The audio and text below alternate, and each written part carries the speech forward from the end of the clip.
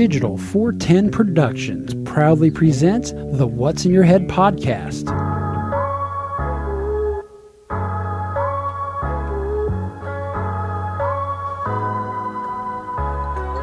Digitized live from the ACT Computer Studios in Cape Coral, Florida, it's the What's in Your Head podcast with your hosts Gordon and Don Abernathy. What's up, OG5? It's another Monday, and if you're in Florida, California, and Nevada, you're nice and warm. But if you're in just about anywhere else in the country, you're probably freezing your ass off and or having roaming blackouts. How are you, Gordon? I'm good. It sounds like most of the lower 48 has turned into the country of Canada overnight. Yes, and it's a special night here on the What's in Your Head podcast because joining us via the phones from Texas is my co-host for the What's the Scuttlebutt podcast, your favorite World War II-based podcast, Jeff Copsetta. Jeff, how are you doing in the lovely, cold, experiencing new winter wonderland-esque phenomenon of Texas? Yeah, not going to get used to it. Don't like it. Can't wait for it to go away. How about that? So like Las Vegas, is Texas one of those states where you get a half inch of snow and everything shuts down? Oh, man, let me tell you, it doesn't even have to snow for the kids to have a snow day. Like, if it's, like, below 32, the low water crossings could be icy. Yeah, no school. Well, I mean, it is a bit of a health hazard considering 3/4 of your population all wear cowboy boots. And somebody who grew up in Ohio and Kentucky, my dad used to wear cowboy boots, and we did as kids. And if you have proper cowboy boots, at least back then, the soles were leather. There was no grip, and leather and ice just don't mix. I can remember busting my ass. So it doesn't surprise me, if you will, that you guys close down your school when it gets a little bit icy out. But that's not what you guys are dealing with. You're not dealing with a little bit of ice. What is going on in Texas right now, friend? Well, so the ice is still there. It's just buried under 4 to 6 inches of snow right now. That's like, it's crazy. Now, the ice came in, we had some like freezing rain, and it got pretty cold. It wasn't too bad, but then about 2 days into this storm, whatever this thing is, we're calling it the blizzard of 21 now, I think. Then we just got this really fine, dry snow that, like, it doesn't pack. We like to call that powder up in Montana. It is. It's powder. Yeah, up in Montana. Yeah, it's powdery. Yeah. So it's just, it doesn't matter what kind of footgear you got. You can't walk in it. You can't drive in it. You can't do anything because there's still 2 inches of ice below it. It's just crazy. It's unbelievable. Let me tell you something. I'm afraid you're going to crack your windshield when you try to get the ice off. Sorry, Jeff, I couldn't hear you. What was that?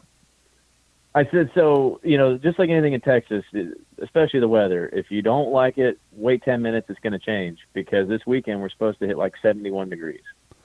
Now we were 3 degrees this morning. Now, I know a few weeks ago, maybe a month ago, you posted a picture of you and your son out on your farm with some snow. So it's not unheard of for you guys to get snow. It's just the amount of snow and ice. It's probably more the ice than the snow, right? Well, yeah, the ice is definitely a problem. I mean, nope, we lose him. Nope. I think we lost you, Jeff. Maybe a cell tower went out. We'll keep him on, but it's so bad right now that via CNN, as of today, frozen wind turbines contribute to rolling power blackouts across Texas. Some of the warmest places in Texas where rolling power outages are occurring across the chilly state are inside of cars and trucks and parked in their driveways or a home without electricity. Shay Louis of Irvine told CNN his family of Grand Prairie had planned a small socially distanced gathering to celebrate his younger brother's birthday, but instead of celebrating, they have spent the day trying to stay warm. They have been in the car all day long with the heater on, he said, and inside their home it has dropped below 40 degrees. Rolling power blackouts were ordered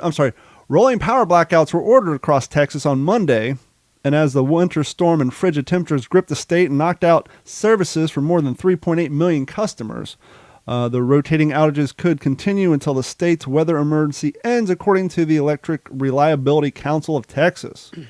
A major grid operator... Go ahead. Tell you what, talk about a strong name. If you do that with a French accent, Chez Louis of Grand Paris. A major grid operator that controls about 90% of the state's electrical load. Governor Abbott said in a Twitter post that the state's power grid has not been compromised. The ability of some companies to generate the power has been frozen. This includes the natural gas or coal generators, Abbott wrote. Adding that the ERCOT and the Public Utilities Commission of Texas are working to get power back online.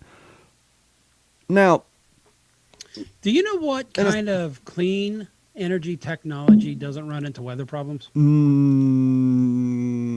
Well, I can't say propane because, well, they're having problems keeping their propane lines warmed up. That's not clean. In D.C. That's not clean. Coal's not clean. No. Okay. So what else you got left? Well, we can't go nuclear. Yeah. Ding, ding, ding. 4th generation nuclear. Yes. Yeah. Jeff just sent me a text. He's lost his cell phone service. So that's how bad the snow is there.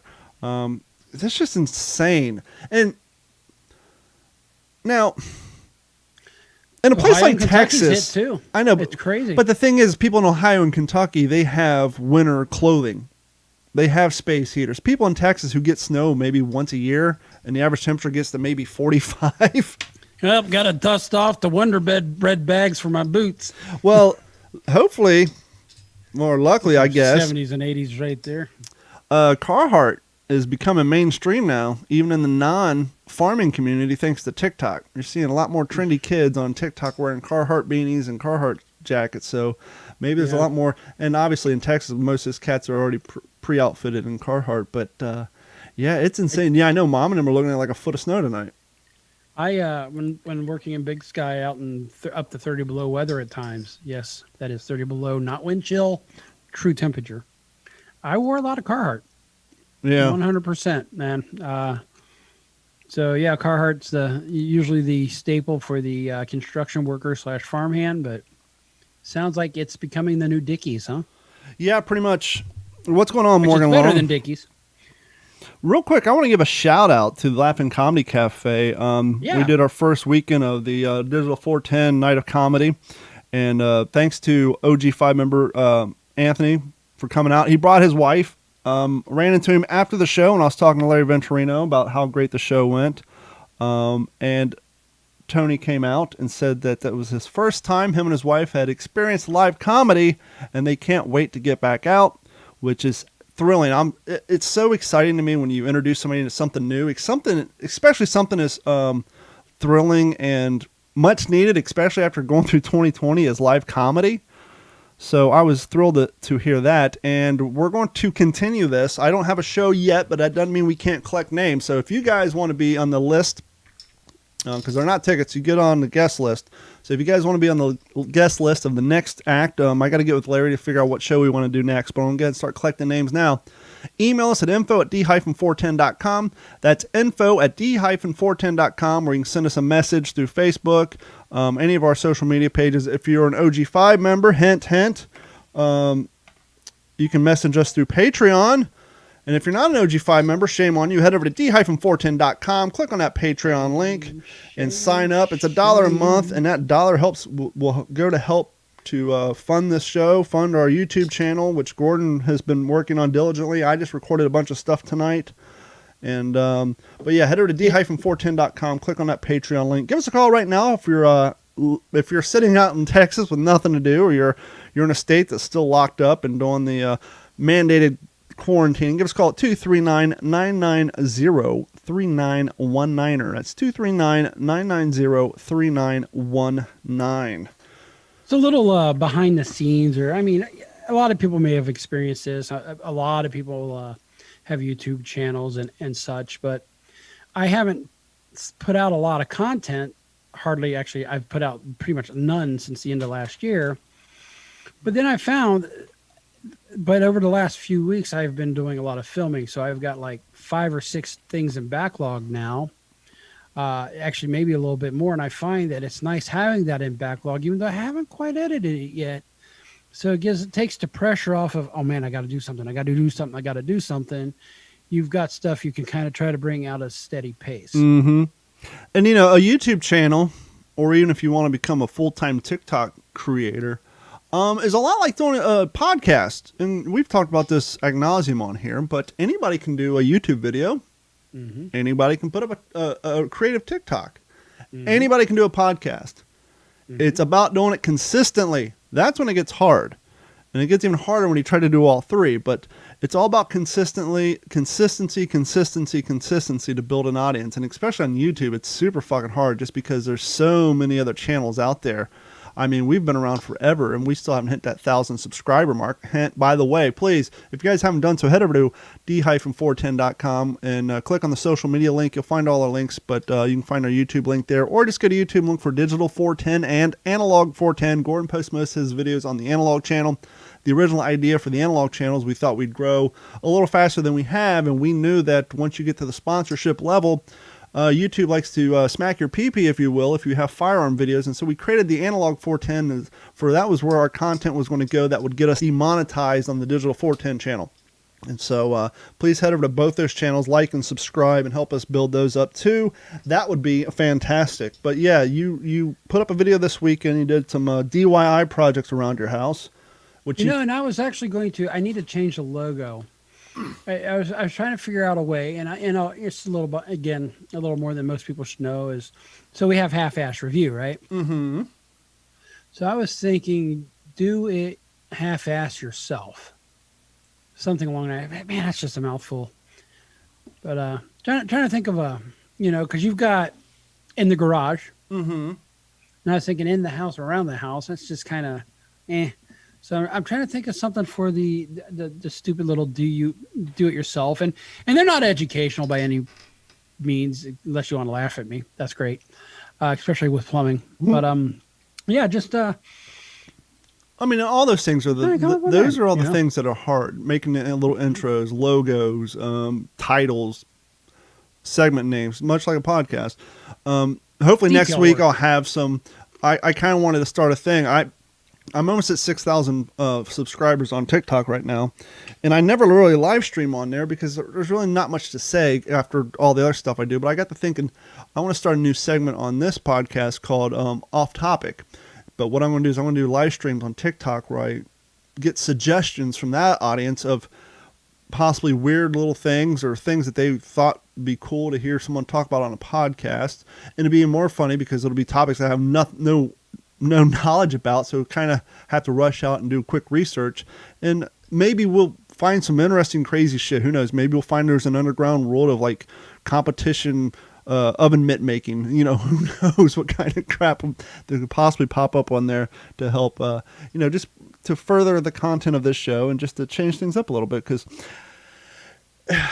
as much as we try to avoid it with all that's going on, especially in the last 2 months, it's so hard not to get mired down into the political nonsense and all that. And so we try to stay away from that. And so it's just one of those things where you gotta continuously try to change your sources of your musings, yes. Your musings. Speaking of musings, another podcast. You see, I got this Run OCR shirt on. Yeah, so it looks like Run DMC. It's supposed to. It stands for Run Obstacle Course Racing. I really got into obstacle course racing, well, because I have an addictive personality. You and I have always been something. We've either been skateboarders, snowboarders, what have you. Yeah, we find something to latch on to. World War II reenactor. We never do anything half-assed. We do anything. So I started doing Savage races. No. Well, we do our reviews half-assed, except for said thing. Yes.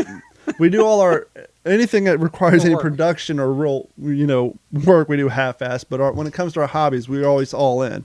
We were always all in skateboarding, snowboarding. When you got into mountain biking, you're all in. So anyhow, Savage races, I've done 2 of them. I got a third one coming up next month. It was supposed to be a Savage sprint. I talked Carrie into doing the sprint with me. It's only 3 miles instead of 7, and it's only like 25 obstacles. But since December, not only did she have COVID, and she's sick now, but she can't do this. She cannot raise her right hand above her head. So if she was a student, she'd be in trouble? Yeah, she went to physical therapy. They wanted her to come in 3 times a week. Sadly, her insurance wouldn't cover it. At $75 a visit, that would be more than our mortgage payment at the end of the month. And so, since she can't do this, she very well can't climb 7-foot walls, do monkey That bars. sounds like she may have. Did you say torn rotator cuff by chance? I don't know. Her insurance So won't cover I blew out my- specialists, but we're going to get her to go to a standard doctor and have some x-rays done and see why she can't do this. So in 2013, I blew out my rotator cuff. Mm-hmm. I actually tore my labrum too. How did you do it, though? Pinch pressing. a See, warm-up she- set. It's that's the just thing. A 45-pound plate on each side. That's the thing. She wasn't doing anything. What? We hadn't even started training yet, so it's not like we were training or anything. She just woke up one morning and can't do this. For those of you playing at home, she can't raise her hand above her head. Right. The doctors actually thought it was just an old injury that had just gotten worse, and worse, and then, the proverbial straw that broke the camel's back. But the symptoms, and the reason I say that, the symptoms of that is I couldn't get my hands up, and that is actually part of the rotator cuff, and that's when you get the surgery and that you actually have to learn how to walk your fingers up the wall so you can do that. Yeah. So she very well could have a rotator cuff issue, and who knows how it happened. It could just been something that has been hanging on forever. Very well could have been. Anyhow, back on topic. The reason I bring all this up is I am finally bringing the Fail to Fail podcast out of the hold pile, and tomorrow night Dusting her off, huh? around this time, I'm going to have on, which this name probably won't mean anything to anybody who, unless you're into OCR or watch the Spartan Games or the 2019 Spartan World Championship. But tomorrow night, I'm interviewing for the next episode of the Fail to Fail podcast. Nicole Miracle's coming on. Throughout 2020, she decided that the biggest problem with OCR racing is a large handful of the sponsored athletes are men. There's very few female sponsored athletes out there because there are very few females, comparatively speaking, to the population of men who do this. But Is this with going a direction I think it may be going? but with as you guys know, CrossFit has blown up with the female stuff. And so she's like, well, the biggest barrier to entry is travel. Because if you want to do it at an elite level, you can't just do one or two. You got to travel around the country, if not the world. So the financial aspect of travel, but not only that, nutrition and this, that, and the other thing. So anyhow, she's coming on Fail to Fail to talk about how she's starting the OCR Women's Developmental team. Her goal is to develop a female athlete to one day beat her, because right now she's pretty much, her, Lindsay Webster, and I think Rebecca Hammond, and a few, like maybe 3 or 4 other girls, they kind of bounce back and forth, but there's really not the huge thing. So look forward to that. If you don't have to be an OCR. The nice thing about the Fail to Fail podcast is we kind of do it in a documentary style way where we try to bring people on who have an interesting story to motivate people, whether it's OCR or just, going out and just accomplishing something you've always wanted to do yourself. So I'm excited about that. And tonight I kind of started, even though I've been sick for 2 weeks, I won't get into it, but anyhow, I did my first real quote-unquote OCR cross training. I got myself a Lowe's bucket with 76 pounds of freaking granite in it, which I carried twice at 200 meters after running a half a mile. So I ran a half a mile, carried the bucket down the street and back 200 meters, half a mile, did burpees, half a mile, so on and so forth. So I did that tonight before the show. But yeah, so we're getting into that. Fail to Fail is going to bump off, and which I'm looking forward to. Well, you heard the news about Aunt Jemima, right? Yeah, it's going to be some kind of old school throwback name. They're getting rid of Aunt Jemima. Aunt Jemima brand, according to NBCnews.com, Aunt Jemima brand changed their name, removed images of that Quakers say is based on racial stereotypes, a.k.a. we know the old mammy thing, right? Yep. Quote, we recognize Aunt Jemima's origins are based on the racial stereotype, Quaker Oats said, adding that the move is an effort towards progress and racial equality. Aunt Jemima brand of syrup and pancake mix will get a new name and image. The image really hasn't changed. The color's still the same. They just changed the logo. And even the logo, if you look at the proportions, it still kind of catches your eye just right. As in recognizable, anyway. Yeah, the 130-year-old brand features a black woman named Aunt Jemima who originally dressed in minstrel character. The picture has changed over time. In recent years, Quakers removed the mammy kerchief from the character to blunt growing criticisms that the brand perpetuated racist stereotypes. I completely understand this. I don't have a problem with it at all. They're renaming it to something Mills, as in like granary mills. Oh, still got a female's name. Where the hell's let's see here. But what if there is a sad thing about this, which there's really not too much, but if there is a sad aspect, believe it or not, the woman whose photo was used for likeness in the recent versions of Aunt Jemima, I think going back to the 40s and 30s, her family still got royalty checks. Oh, yeah. Absolutely. And by the way, it's going to be called the Pearl Milling Company. Yeah, Pearl Milling Company. And so, yes, the actress or the model whose face was used on the recent versions of Aunt Jemima, her family still got mailbox money. And they were like one of the biggest proponents of avoiding the name change because I guess it was a pretty decent royalty check. I mean, you have your relative's face on every bottle of syrup and pancake mix coming off the aisle. And so it's kind of, and I think they changed Uncle Ben's too. So, you know, it's not going to change my views. I'll still enjoy the pancakes and the syrup, but it is kind of sad to think that there's a family who's grown accustomed to that mailbox money. I mean, imagine how many, I don't know how much it was, but I'm sure it was a substantial amount when it comes to royalty stuff. So I believe Uncle Ben's is going to be called Ben's Original. Yeah, which, by the way, Uncle Ben, he created that. He was the inventor of that style of rice. I mean, that wasn't, I don't think it was a character, was it? Didn't he actually... Backstory of Uncle Ben. I could have sworn that was a real person.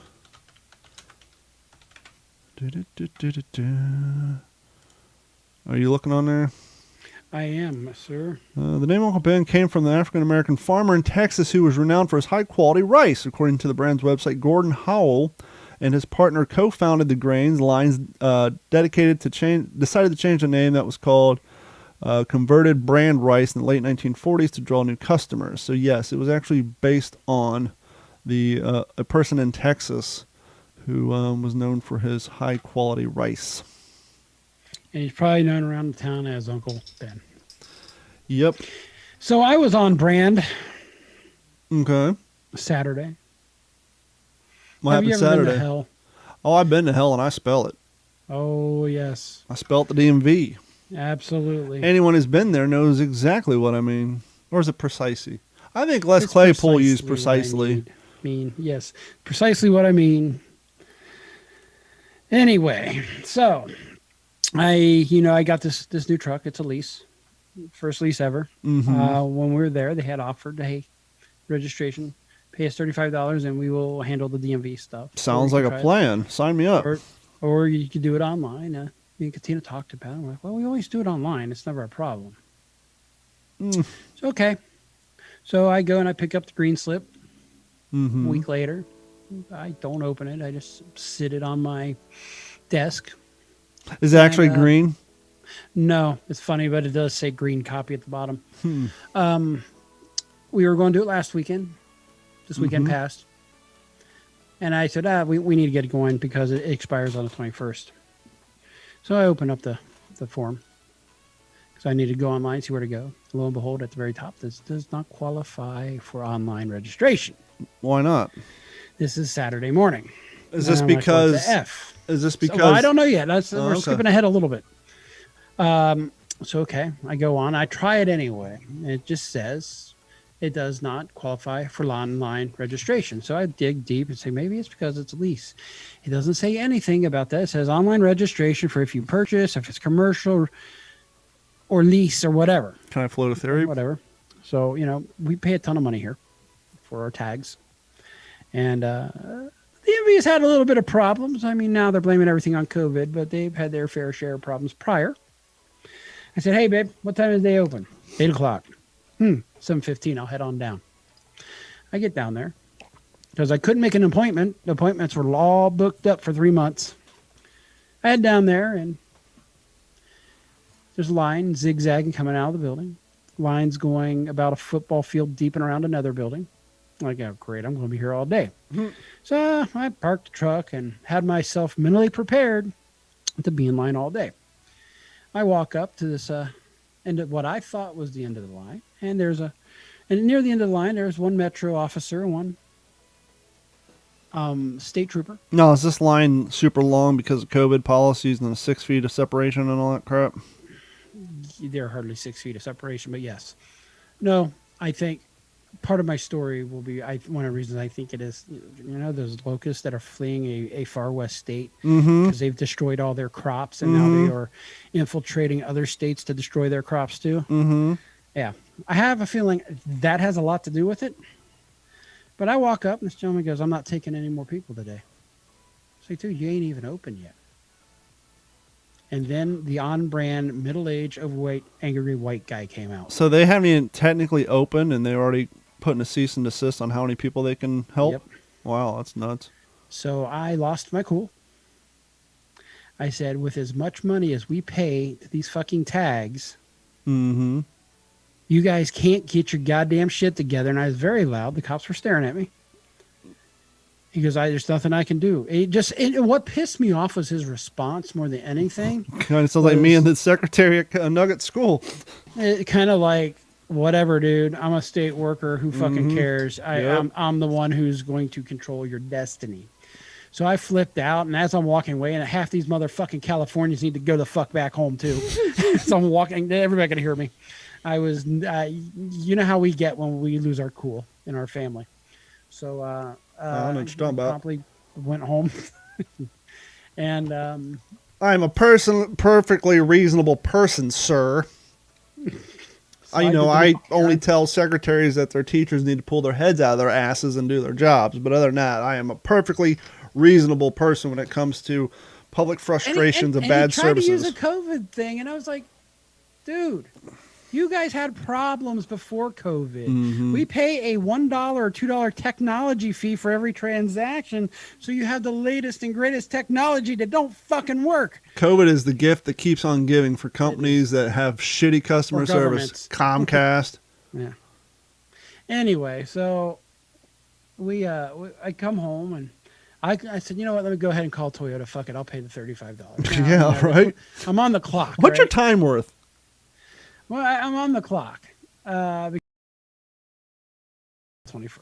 and so I talked to the registration person, and she said, go online and you can get a movement permit. Of course, I do, and I can't get a movement permit. The only thing I can get a movement permit are on the vehicles I have already registered. That sounds like a tax you got to pay for temporary toilet tags. service.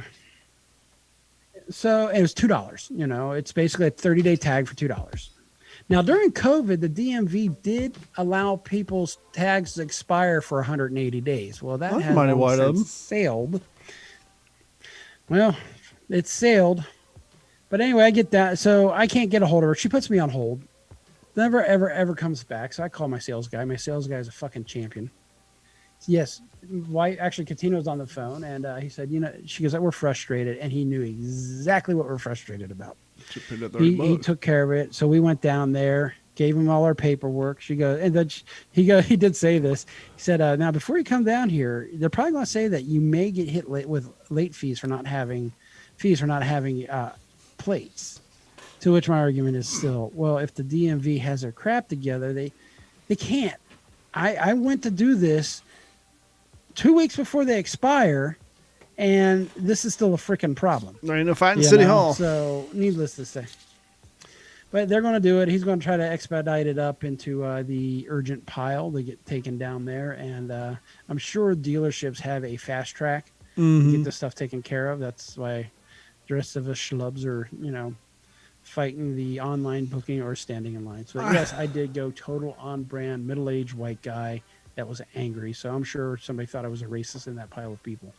I vaguely remember having some sort of... I was yelling at a guy of... Oh, yeah, that's right. Remember, it took longer than 30 days for me to get my tags in my Tundra. For something stupid. I can't remember what the fuck it was. Speaking of white guy problems, this really doesn't qualify as the TikTok lesson of the week. Well, I guess we could turn it into that. Because it happened on TikTok. Actually, I guess I really need to load this up first, because we just cut these before we went on the show, before I got on the phone with Jeff. Let me just put this in here, real here. Yep, and we're, it's funny, we're doing this show tonight. I'm doing Fail to Fail tomorrow night, and I'm doing What's the Scuttlebutt on Thursday night, so it's going to be a busy week for podcasting. Well, hopefully he has power and cell by then. Yeah, well, what he usually does, because he lives out in the middle of the sticks, He has no internet at his house. Internet service is not Is he available hill at his country house. Also? Huh? He lives on a freaking ranch, and so he does his. Is he like in Texas Hill Country? Yeah, he's outside of. He's outside of. He's in between San Antonio and Fredericksburg. He's around that out in the hill very country. But so when we do our podcast, he does it from the one. He works at 2 World War II based museums, so he usually does it from. Not one, but 2. Yeah, one's not enough. That's good. Jeff was actually served overseas. He was in the Army. Is a combat vet. He is the living history coordinator for a major museum out there, and then he heads up a smaller museum. But anyhow, he usually does that from that museum. But so for those of you not familiar with TikTok, there's ways that you can communicate with people, and they have like little trends that go on. Someone will post a question, hey, what's something that happened at work that's crazy that you never forget about? And then you can do what they call a stitch, where you add your video comment to the end of theirs, and so on and so forth. And so someone from, I think it was Canada, he posted on there, hey, what's a common thing in your country that may be weird to people in other countries? And so I guess, even though this isn't the lesson of the week, or we could probably turn to the lesson of the week, so let me just get this out of the way. And now for the What's in Your Head podcast TikTok lesson of the week. So here's the first reply I did to that one, right here. I'm not even mad at that. Well, nope, that's the second one. Chalk this up to teachable moment. For some reason, that's okay. So here's the first one. Here's the first one. It happens. What is something that's normal in your country but weird for the rest of the world? Freedom of speech, freedom of choice, freedom to live your life the way you want. What is something that's normal in your Sorry about country that. but weird for the rest of the world? Freedom of speech, freedom of choice, freedom to live your life the way you want, as long as it doesn't infringe on other people's rights, doesn't infringe on the way other people live, choices they want to make. The Constitution, the Second Amendment. Having a large group of people take for granted everything they have and want to change their country to be like other countries because they feel guilty for having things that other people don't have. But yeah, there's that. So, yes, I get my dig in at the end. I say there's people in our country who hate the fact that our country's doing so well that they want to change shit, which is the truth, right? I mean, And they want to change things to the stuff that people are fleeing other countries to come here to get away from. you know, I'm not a big fan of Pitbull's music, but I heard an interview with Pitbull, and the guy is super motivated. He doesn't forget where his family came from, i.e. Cuba.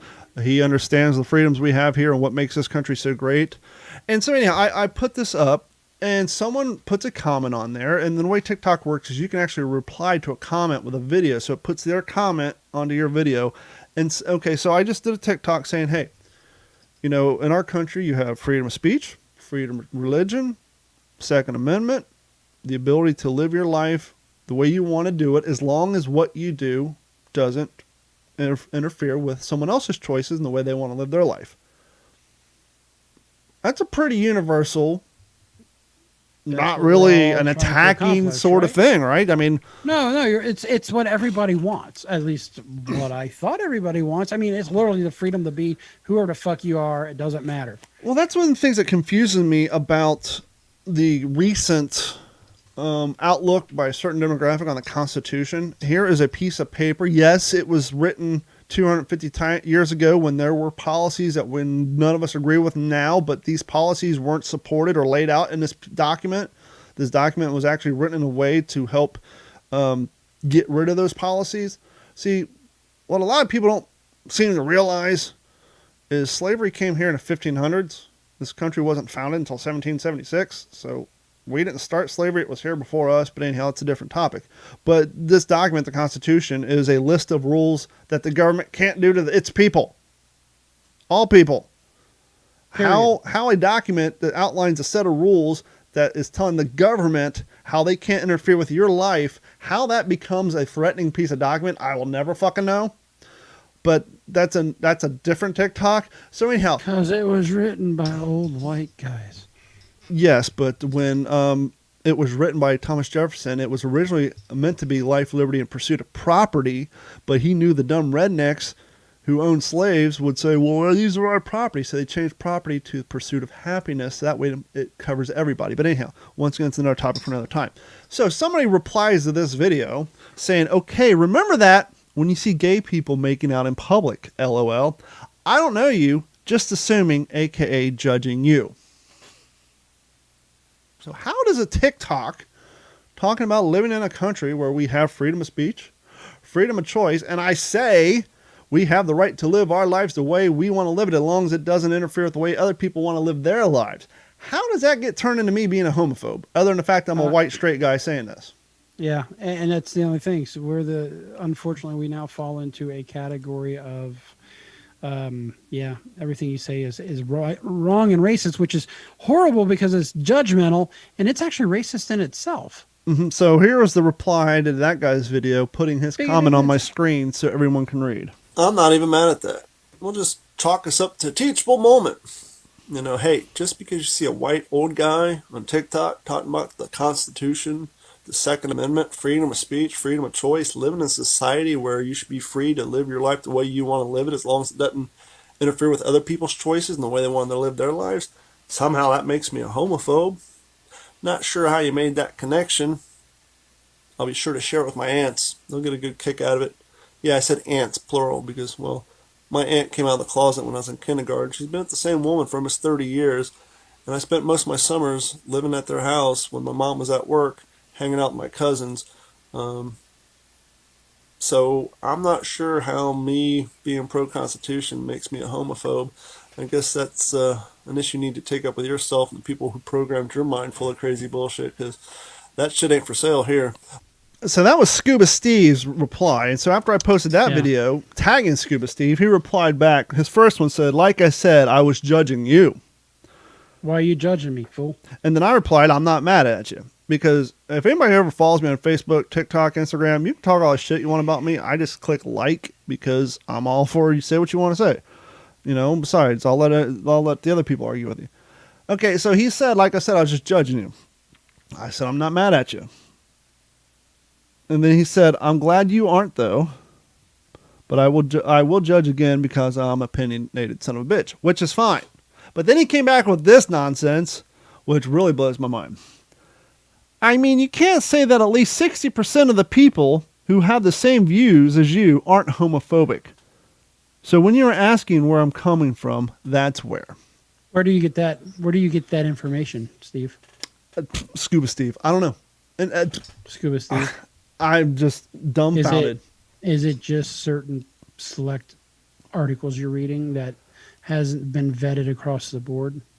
So in this guy's mind, 60% of the people who are pro-Constitution and pro-Second Amendment are homophobes.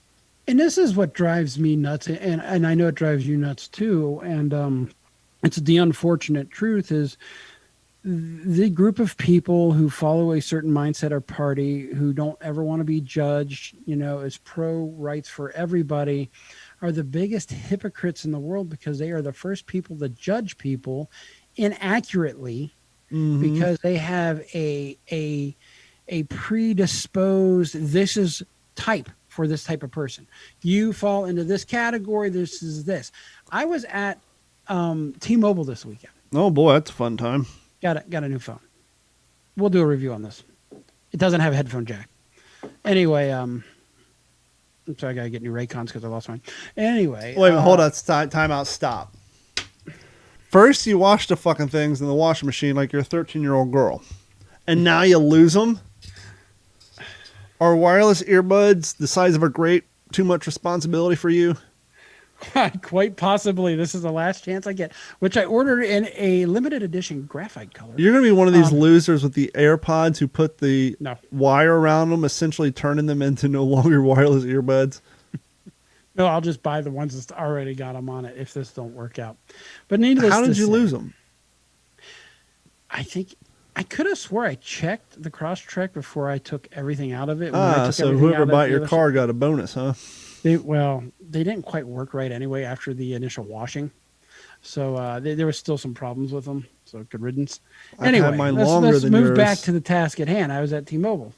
Sure, And- just pass and over I the got- fact that you lost a pair of $70 earbuds. That's all right. Yeah, well, you know. You can't pay $30 to get your fucking tax, but you lose a $70 pair of earbuds. No big deal. We're just gonna let that No, go. I could pay. $30 I thought- tax. That's a Hold on, bridge too let's back far. this up, Doc $70 earbuds. I thought Come see, come know, saw. you I'll order can't- another you can't even relate the two different things, two different scenarios. That being said, going back to the subject at hand. So I got handed off by one guy to the other guy, kind of like a car salesman, guy's assistant manager, and I had noticed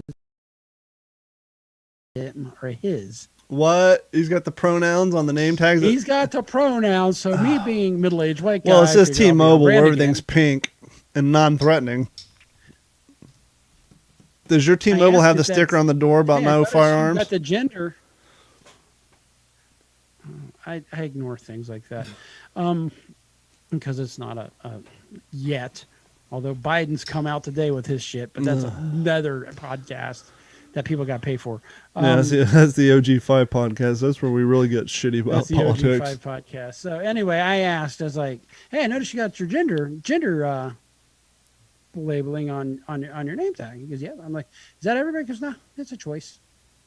Okay, cool. So I'm sitting there thinking, okay, this guy clearly falls. Now I'm judging, right? Mm-hmm. This guy probably falls into a certain category of snowflake. That's my judgment. And of course, I am trying to keep my mouth shut. You know, Being the I just crusty looked old at white Diana guy. And I said, you know what the problem is? You know what the problem is these days? She goes, "What's that?" No, She's Steve, just I didn't shaking her ask. head, but she says, well, "What's that?" I said, "We're run too much on soft emotions as a nation," and I just left it at that. I'll take it one step Soft further. emotions, not- We are the proverbial we as a society. We are too caught up in and segregating ourselves in our own little groups. Yeah, that's going back. That's what drives me the most nuts is the fact that we want everybody to be equal. We want everybody to be even. So the best way to do that is you just identify this person as a human being. You're my fellow human being. Fucking great. We're all happy. I don't care, what you do. It doesn't bother me. But no, the group of people who feel they need equal rights are the ones who's actually adding labels and segregating people themselves. You just hit the nail on the head. Segregating people. For those of you not paying attention, there are groups of college. Be careful that there's a girl thrown off at Disney. Don't make that comparison. There's a group of African American college clubs who are trying to reinstate. They won't call it segregation, but they're demanding for black-only classes, black-only dormitories. They're taking the movement backwards. Could you imagine if Martin Luther King was alive today? Or the people who sat at the fucking Woolworth counter? This is not what I meant. He'd be like, "This is not what I meant. What are we doing?" It's. I was just watching a overcorrection, TV right? show and they had what was it? The Mississippi 5, the fucking bus. The protesters coming out of Mississippi, their bus was burnt because they were down there protesting this stuff. These poor black students who had their bus caught on fire by a bunch of racist fucking white assholes. The people who were at the Woolworth, all the protesters who were sprayed down by fucking water cannons, all the horrible shit that happened in the 50s and 60s to get rid of all the Jim Crow bullshit laws, to get rid of segregation, to get rid of the dumbass white drinking fountains only crap. And now the people who are supposed to have the higher education in colleges are demanding for resegregation of their fucking dormitories and classrooms. It's You mean insane. The educated, predominantly white people who's suffering from white guilt. No, because they're not they the ones think calling for it because that'd be racist. Well, here's the thing. So they think that because you're white, you're automatically got these thoughts. So just because you have these thoughts, because you have some things you got to sort out, you automatically glom on every people of a certain gender and ethnicity that they think it's the same way. And it's not. It's you. And it's just I'm sure we're going to be fact checked out the wazoo today. But If Gina You know, Carano it's, has a hair on her ass, I don't know if that really applies to women. probably does have at least one. If she has a hair on her ass, I would love to see her take on Lucasfilms and Disney, because here's why. This should have been the TikTok lesson of the week. I learned this from TikTok. You know California has a labor code, Gordon? I'm sure they have more than one. States. California All labor them labor code. codes have labor codes. California Labor Code 1101. No employer shall make, adopt, or enforce any rule, regulation, and or policy that A, forbids or prevents employees from engaging or participating in politics or from becoming candidates in a public office, or B, they are not. No employer shall make, adopt, or enforce a rule, regulatory, or policy that would be controlling or directing or tending to control or direct the political activities or affiliations of an employee. So Disney got fired. She got Let's fired. Add to that. Huh? What's that? Let's add to that. She's an actress. She's a member of SAG, right? She's a member of SAG. She is a Screen California Actors Guild. resident. She's working So the in California. union is there to protect her. The union is there. They don't have to agree with her, but the union is there to protect her from these types of things. This is exactly one of the reasons there are unions, is to stop this shit. Now, this is simply the codes of findthelaw.com, so don't give the back history, but I'm going to assume that this law was made shortly after the 50s, when all the communists were being prevented from having acting gigs. And the trombone guy, or whatever the hell his name was, the famous communist screenwriter, basically in like the 50s, shortly after the war, all the communists were drummed out of Hollywood. So I'm sure at some point that's when LA or California made this law. But if she had a hair on her ass, her lawyer should just say, okay, we're going to sue the shit out of you guys for breaking California labor law 1101. Exactly, and I'm going to make a blanket statement, because I'm going to Why don't you make it a kind of quilt? flip it a little. Because quilts tend to have little holes in them. Okay, well, actually, it is a quilt, Oh, because no, there's a I'm sorry, facet to Afghan. everything, right? We'll make it an Afghan statement. Afghan? Yeah, 'cause they got we'll make it holes an in them, you can stick your toes through patchwork them. Afghan. Roseanne style Afghan. Okay. So, the things that I hear coming out of the mouths of some of these celebrities and unfortunately some of the government officials in Congress, I would think, are you that so unaware, and are you that maybe as much of a sociopath that none of this shit coming out of your mouth doesn't make you at least a little bit fucking uncomfortable? No. Because it makes no sense. And the people that buy into it, it makes absolutely no logical sense to me. But what do I know? I'm just an electrician. The irony with I clearly don't get it. the irony with politicians on both sides is I bought and paid for. oh no, the irony is when it comes to their careers, they're all about the long game. But when it comes about policy, they don't give a shit. And so they know that they have to say the things that the younger demographic, who are going to be around longer as their voting base, because old fucks like us are going to be dead in 40 years, even though those politicians are going to be dead, but they're marching the party line.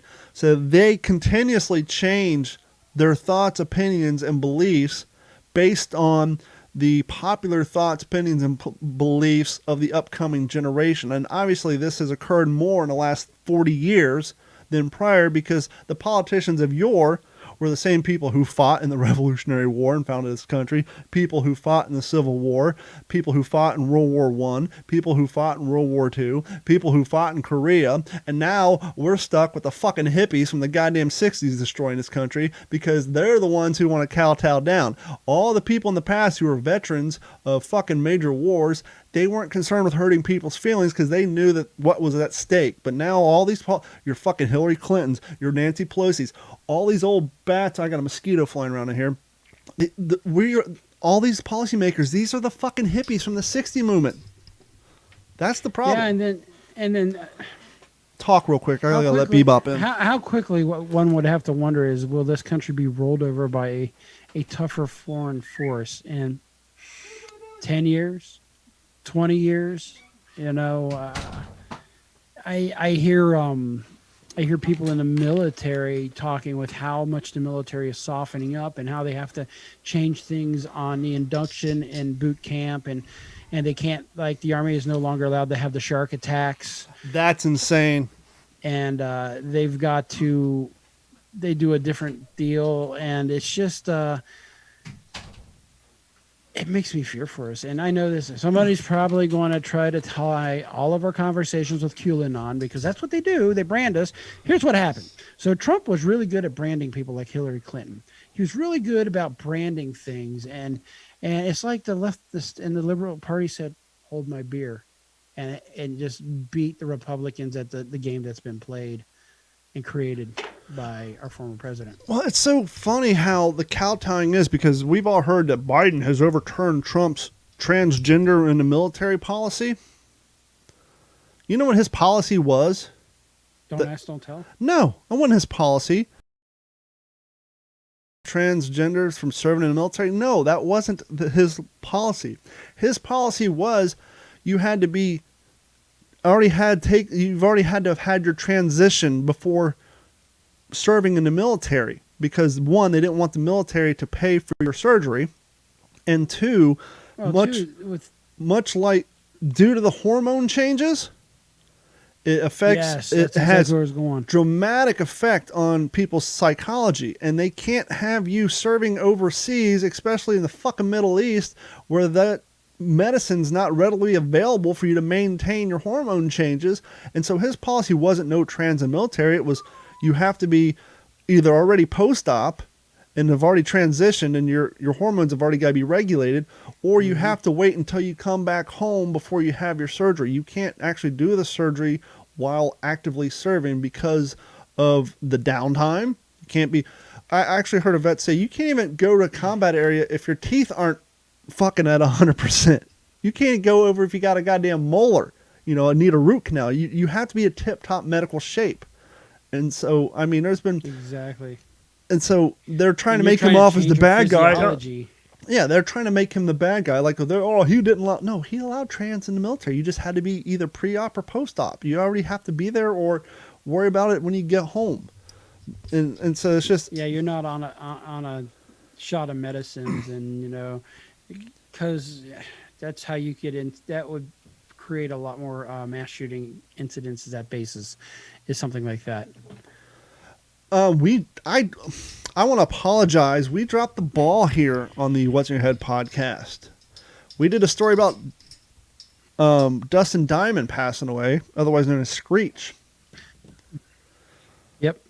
Dateline, February 3rd, 2021. Friends say Saved by the Bell actor Dustin Diamond died in Southwest Florida, i.e. here. Actor Dustin Diamond, 44, died in Southwest Florida on Monday. His friends confirmed Wednesday to Wink News. Diamond is best known for his public role Screech in 1990's TV series Saved by the Bell. Friend Dan Block told Wink News that former child star had been staying in Fort Myers area hospital before he was discharged and died at a friend's home in Southwest Florida. From what I understand, he is actually in Cape Coral, where I live. I just want to say thanks to all the medical staff that cared for Dustin. Block said he must have pushed that call button thousands of times because he didn't like being alone. I'm sure you've heard some jokes, blah, blah, blah. Diamond's girlfriend among the loved ones given the actor's death, Block said. But yeah, he was here in Southwest Florida. And it's not surprising. I just dropped the ball. And the reason I say it's not surprising, there's a lot of famous people who live down here because people don't think to look for them down here so they can live in peace. The lead singer used to, but his wife didn't like it, and so they left. But the drummer and the bass player for Godsmack live here. Bob Seger's been in Naples for fucking ever. Judge Judy used to have a house in Naples. The father from A Christmas Story lived in Sanibel when he died. The guy who sings Feliz Navidad used to live out in Lehigh. Why Lehigh? He's blind. He didn't know any better. But so there's all kinds of famous people who live down here. But yeah, Dustin Diamond actually passed away here in Southwest Florida. So I just wanted to catch everybody up on that because we missed that one.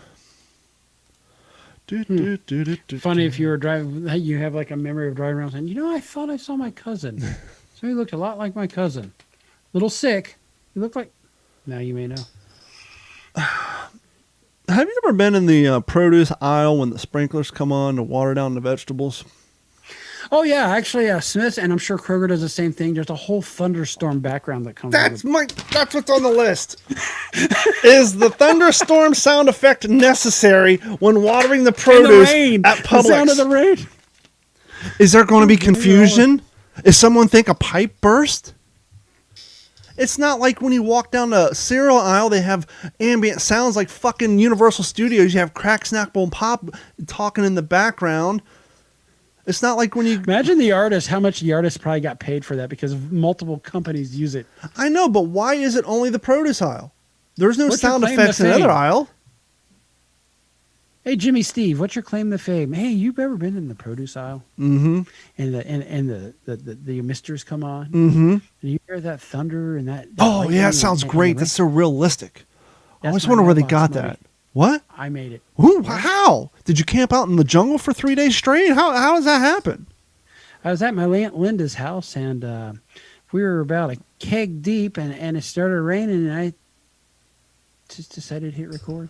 Now, for those of you working at Publix, Albertsons, wherever, do you guys have a separate sound system for said thunderstorm, or do you guys use the speakers above the produce aisle for the same... The answer is yes, as a Why? guy who's bid these projects. Why? What is the purpose? Once again, it's not like there's ambiance throughout the building, like when you go to the meats... You know, don't hear the romantic sounds of the slaughterhouse and the fucking butcher. I believe, at least the ones I've seen, the sound comes from actually right above the But reaching corner. why? It's and so not the dumb. Whoever said, I like that. I want to go, oh shit. It's almost the top of the hour. Let's head over to the produce section, wait for that thunderclap to kick off. Oh, well, if you live in the desert, you kind of miss a good storm. So, yeah. So that's where you get your reminiscence of childhood. You go down You to got Ralph's to, and hang out in the because- produce section, wait for that timer to kick on. Yeah, believe it or not, you can get tired of blue skies. I guess, but it doesn't make sense to me. Okay, it's okay. To be fair, out here it's a little brownish, but still, at times. Not all the time, but we do have a lot of dust. And that's actually kind of cool when the dust kicks up from the winds, from the dry lake beds. It's almost like a mini haboob. Yes, I said haboob. That's the famous dust storms that go into Phoenix and Tempe. But we actually had one last year that was so bad it showed up on weather radar like a heavy rainstorm. Well, before we get to the news, let's do our big tech update. We've been keeping tabs on what has been canceled by big tech. Pretty soon I'll be getting blocked for utilizing Big Truck as our intro to Big Tech by Cold Chamber. Big Tech. First and foremost, Google is at it again. Google has decided it's up to them to rid the world of offensive ideology. So naturally, the Democratic Party is constructing a world designed to serve Jeff Bezos. You're an afterthought in that world. If you get in the way, they will punish you. They already are punishing you. Your right to say and think what you want, to read and watch what you want, threatens them above all. Why? Because if you have access to information, you can form your own judgments, judgments that are independent of theirs. A free internet is their enemy. Yesterday, for example, Google pulled a pro-life news site off of YouTube. Why'd they do that? Simple. Google supports abortion. A lot of big corporations do. Children distract the labor force. If you're raising your family, you are not serving shareholders. Google doesn't want to debate on this subject, so they just shut the debate down. Hundreds of thousands of subscribers to LifeSite News will no longer be watching videos that question abortion because they're not allowed to. Then today, Twitter shut down James O'Keefe's Project Veritas Twitter feed. There was no justifiable reason to do this, but no one in the media asked questions about it or appeared to consider it a problem. Quote, Project Veritas has been known, Politico announced gravely, to spread misinformation. Now, the person who wrote that sentence, a child reporter called Anna, whose Twitter handle brags she went to Cornell, didn't even bother to explain what that so-called misinformation was. But you know what it was. Project Veritas had criticized the people in charge. That's enough now. Now, full disclosure, I have no experience. I've never viewed either two of those media platforms. But it just goes to show that Google is and other big tech platforms are just erasing anything that's Look what's back. Parler's back. Parler's back, and they even changed the logo. Wow, I wonder. I bet it's a shit show of far right crazy ideas. Even though it's supposed to be about free speech, unfortunately, that's the only place people can go. Oh, great! Now I got to sign back in. But didn't we discover that I have a non-existing email address? Yeah, it's at Gotmail. Donovan410 at Gotmail. But yes, it's back on an independent technology, is what the news said today. I think I was watching Newsmax. I've actually watched Newsmax once or twice because they're talking about how Cuomo's just getting run through the ringer right now. But I can't. Them and Fox are talking about, but you can't find anything on the legacy media. Yeah, basically, one of his staffers came out and said that they actively hid the fact that he sent like over 6,000 COVID positive elders back to the nursing homes. That's what caused them all to have the high death rates. It sounds like and this is, I don't know, I gotta vet it out. But I heard he basically is like, who cares about these deaths? You know, whereas here in Florida, we try to put them into the priority scale, which Florida, you know, we're getting on everybody's bad. We're getting on everybody's radar. Florida did not go into a total lockdown. Many businesses and beaches stayed open. So what was the result of this? Well, according to our public policy expert, Anthony Fauci, Florida should be leading the country in coronavirus deaths. But that's not true. It's not even close. Florida has performed far better than states that shut down completely and forced people to isolate, states like New York and New Jersey. Last summer, at the height of the pandemic, New York and New Jersey had 5 times the number of coronavirus deaths on a per capita basis, and far more people live in Florida than in New York or New Jersey. New York still has more corona cases per day than Florida does. The key point is that Florida proves that people don't need to give up their rights as Americans just because some career politician wants more power. Now, at MSNBC, which exists to protect career politicians, there's only one solution to this problem. Florida's leadership needs to be punished immediately. Republican Governor Ron DeSantis cares more about keeping the state open for business than about keeping people alive. That's how do you people roll afford out a to national live. plan when you have to go through governors like him? Is there a way that the administration can get around people like Ron DeSantis? No, it's called Really federalism. quickly, though, what do you do with dumb governors? I'm sorry to put it this way, but you have governors like Ron DeSantis who don't care about COVID. What do you do with We're getting our recalcitrant vaccines governors? out. Republican governors so eager to claw their way to the top of the Trumpian food chain, they've happily picked up his war against science and his lack of respect or reverence for life itself. It's so insane. And now they're entertaining the idea of a travel ban against Florida. And what's interesting, and I can't believe Meredith Media played it, that's our local NBC channel, is the full measure. There are 30 studies, again, out there, legitimate studies. They compare places like Sweden and other places that didn't lock down to places like California and said there is no difference across the board on any cases and deaths. Or if there is a difference, it's very slim. So why are we... This is part of that global reset that people say is a conspiracy, but clearly, if you listen, why would he prioritize business over people's lives, which is proving that it's not the case? Why? Because they want the reset. They want the government to take care of everybody and usher in a whole horrible idea of how to live. Yep. Which, ironic with the World Reset, as World Health Organization said, hey, we do not condone the closing of schools. It's unnecessary. But, you know, wow, we can't listen to that. Gordon, you ready to do the news? Yes. Before we do the news, this episode of the What's in Your Head podcast is brought to you by our friends at Computers. Computers has been providing IT solutions for all Southwest Florida since 2004 and will continue to do so for the foreseeable future. Whether you need network expansion, computer repair, laptop repair, antivirus protection, 2-form authentication, they can help you. That's right. Even if you don't live in Southwest Florida, give them a call at 239-283-1120. They can log in your computer remotely and help all your issues as long as you have internet connection. That's right. You have to have internet connection in order for them to log in your computer over the internet. But if you live here locally, they can help you with computer repair, laptop repair, data recovery, 2-form authentication. As we said before, give them a call at 239-283-1120. It's at Computers, act-capecoral.com. And while you're on the internet, please head over to d-410.com and log in to our website and sign up for Patreon, as well as follow all of our social media links. And we don't say this enough. If you guys really want to help us out, even non-monetarily. Share us with your friends, or moreover, for those of you who download directly off our website, pull out your smartphone, your apps, your tablets, and simply subscribe to us on a service, whether it's Spotify, Stitcher, iTunes, iHeartRadio, whatever. One, it's easier to listen to in your car. You don't have to dig through your phone to find the file. You download it directly from our website.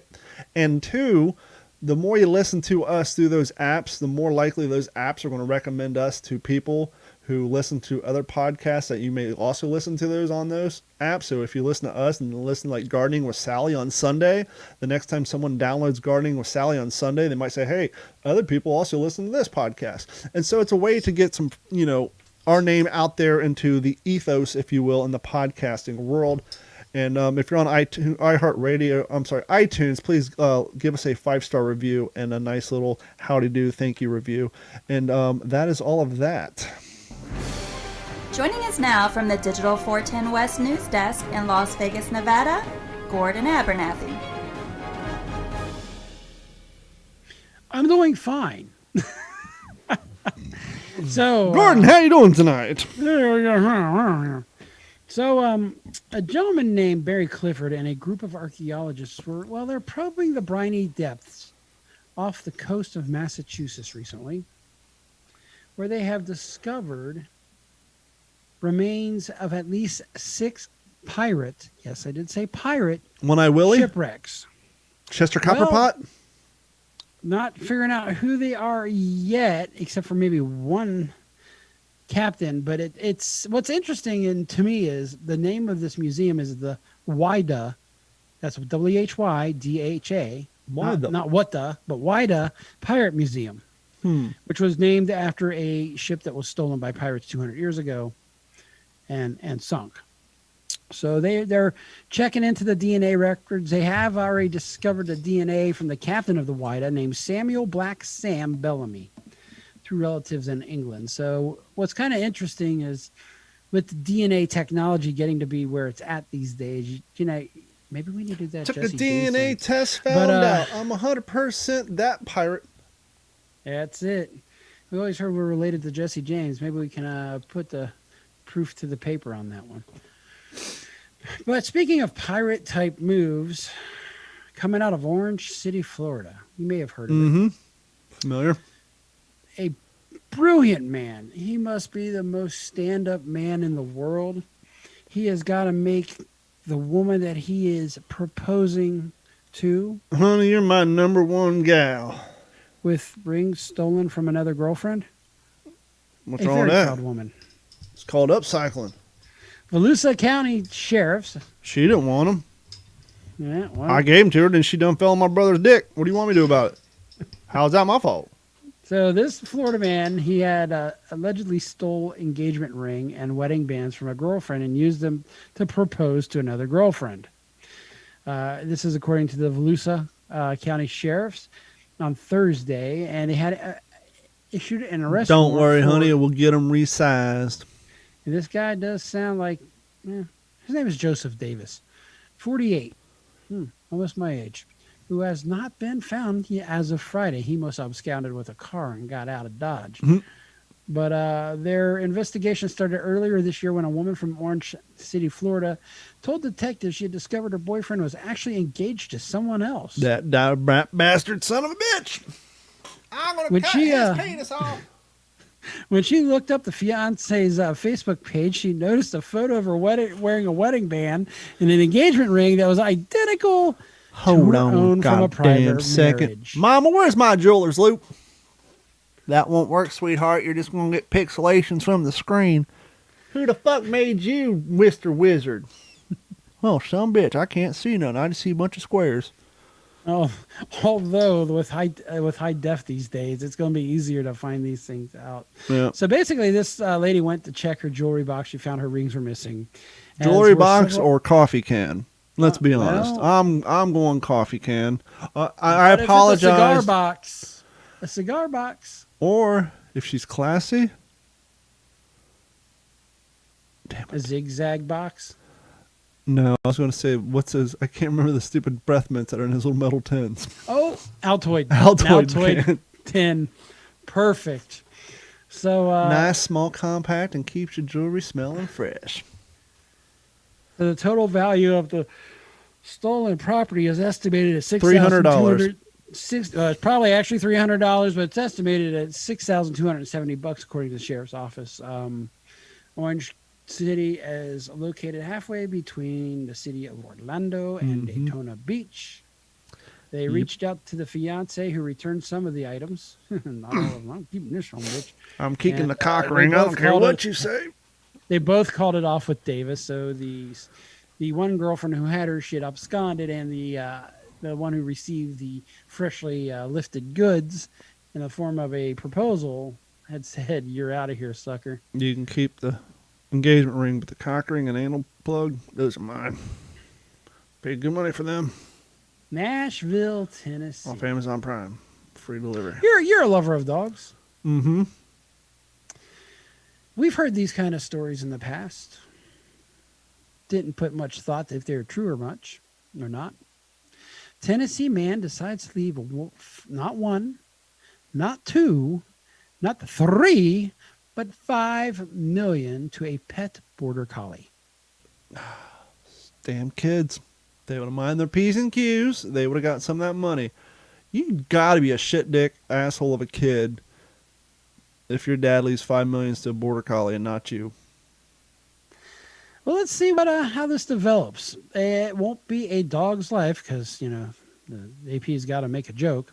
For a Tennessee canine whose owners recently died. Lulu, the 8-year-old border collie, will be living the good life in Nashville after inheriting $5 million in her owner's will.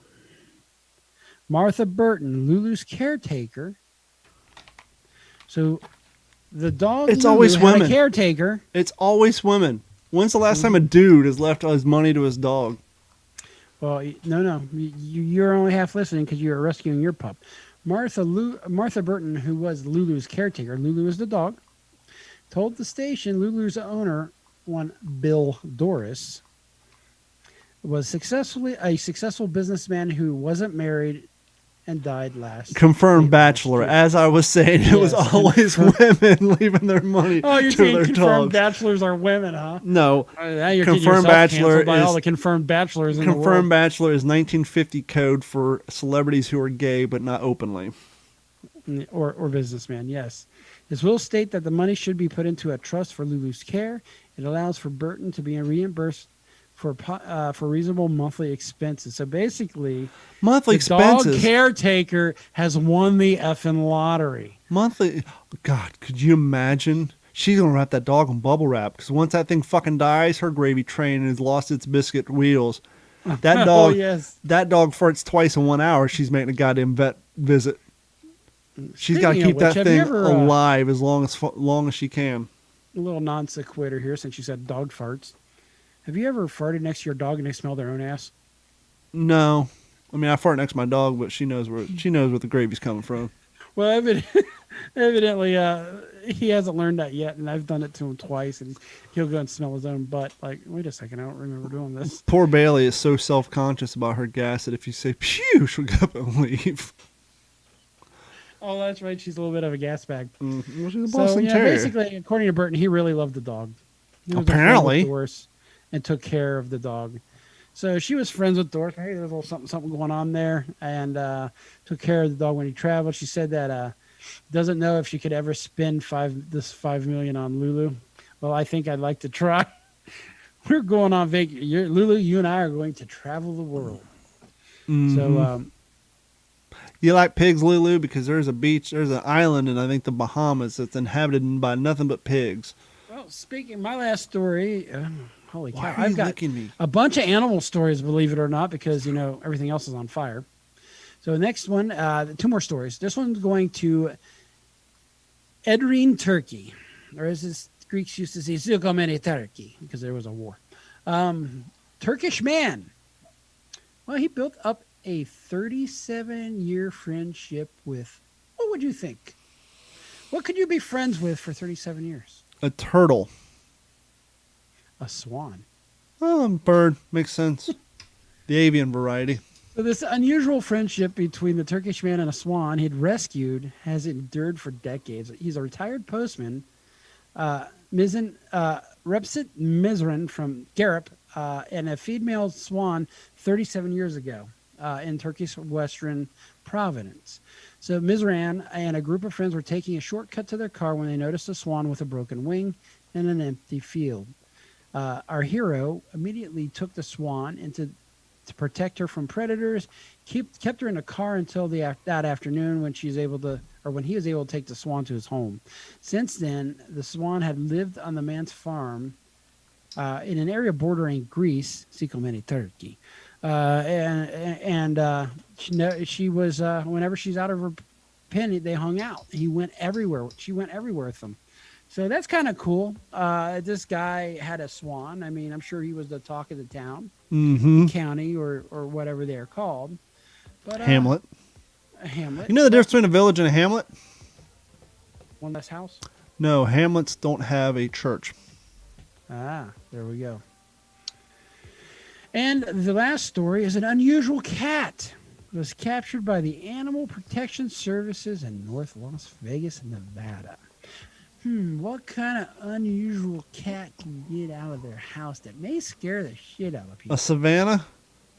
A Bengal? A serval. A serval cat. There you go. According to How do you let your $10,000 cat get out of your fucking house? Your $10,000 wildcat, that's probably the best home theft deterrent system you can ever get. North Las Vegas, according to North Las Vegas Police Department, a serval was located Tuesday morning near Ann Road and Clayton Street by the Animal Protection Services. However, several people pointed out in response to a Facebook post that this may actually be a Savannah cat, which appears to have been reported missing in the neighborhood. A serval is a native of the African grasslands and is typically found in the south of Sahara Desert. Some people do keep servals as pet, i.e. we have a family member. But they are limited in numbers, and most servals can be found at the zoo. A Savannah is a cross between a domestic Siamese cat and a serval, according to this article. Savannahs became popular breeder in the late 1990s.